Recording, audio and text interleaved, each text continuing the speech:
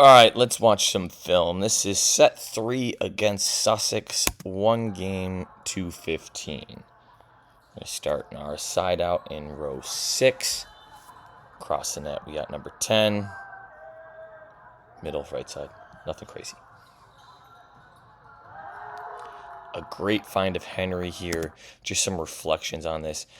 Henry's hitting percentage, especially from the middle of the court, is really strong. Teams starting to bunch on this, see how far in number 10 is. So with a route behind, we're able to still find Henry. Okay, two things of note here. Or maybe three. So first, Adam, let's watch your eyes here. So after this pass, our eyes go from the ball to Caden the setter. We're missing out on information, or the feel is Matthew taking a route that we got to be aware of. Where's Henry running? So this gets a touch crowded, and if we were one step further, we're colliding here, right? Caden, let's check our footwork, okay? Our middle connection is usually super strong when we have a consistent footwork. So a perfect pass from Timmy allows us to set up early, be predictable, and we jump our 6 inches to 1 foot ahead. Nice in rhythm find there. All right, let's check Timmy's timing and approach. So he passes this ball just off the right side of his head, giving momentum towards the setter. It was very good. Big shuffle out wide, right, left, right in between the first and the second step. Perfect go ball timing. Okay. Ben, we'd been running some slides, maybe hesitates a little bit, but if we're able to call the full offense and we're going to keep Henry in tight on a back one, there's a chance Ben can draw a little action all the way out to this D ball so that number 10 can't help on this. Number 10, bad eye work, goes a little too far, but Ben could have drawn him as well. Overall, really clean side out. All started with a good pass. So then we'll go to their row 1 side out. You can see Henry's call here, and let's actually just look at their side outs quick. So number 10, when he turned it down the line, was an error.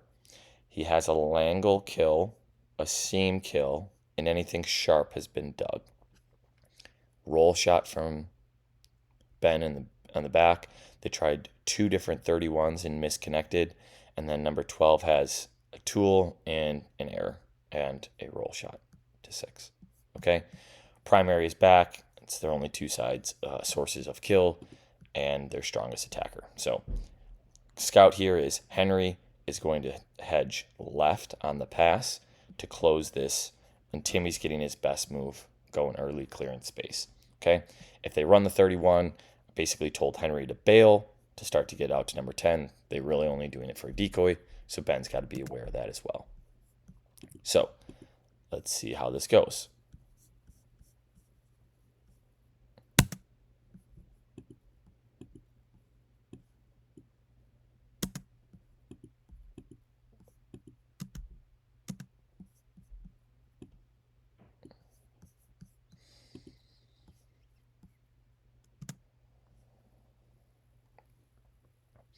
On or off? On, right? So now let's pause as the setter's taking this ball. Let's check our positioning. So Henry is shaded back, all the way on the back side of the setter. Well done for scout. Timmy is super neutral. Okay, no middle in his zone. He's dropped his hands. Okay, but he has not taken any steps to clear space for Henry or to load up and make his best jump on number 10. So there's opportunity. See how Ben is loaded up, hips turned. Okay, if this was a true 31, it might be a touch aggressive, but with no middle attack in your zone, Timmy, getting to this stance for your hitter could allow you to clear space so that Henry can be a bigger blocker. Okay, so if you go slow to fast, you can, by starting earlier, clear space for Henry. Adam's leaning in case a setter dump or whatever, maybe a touch aggressive. You could just rotate your toes a little bit more and cover that same ground. Matthew's in a good spot reading, but not very low. So he's going to, if the ball comes over something random, he's going to have to drop down first to then be quick and move. Caden, always 1 foot in, 1 foot out, for whatever reason, is already leaning back towards the sideline. He's just uncomfortable still, sticking his nose in here with his toes towards the setter. Ben, perfect load up position on your guy, eyes back to the ball. As long as he can react and tap block on 18, it's the perfect setup. All right, where is he going as setter? It's an outside ball. Okay, Caden had already started his big step back. Let's see what position we get into. Okay, so right before impact here. This was the middle commit to back call. So you know how in practice we redid the balls to the line defense? When our middle commits and can't go up, Henry sells out underneath for tip. Okay, so big step over. Henry would be ready to hit the deck here in a one-on-one if he doesn't go up. He knows he's not going up, so he can sell out. As a result, that would put Timmy back to this 10-foot line. Okay, so Timmy, you don't have to sell out underneath because now you and Henry are typically digging the same type of ball.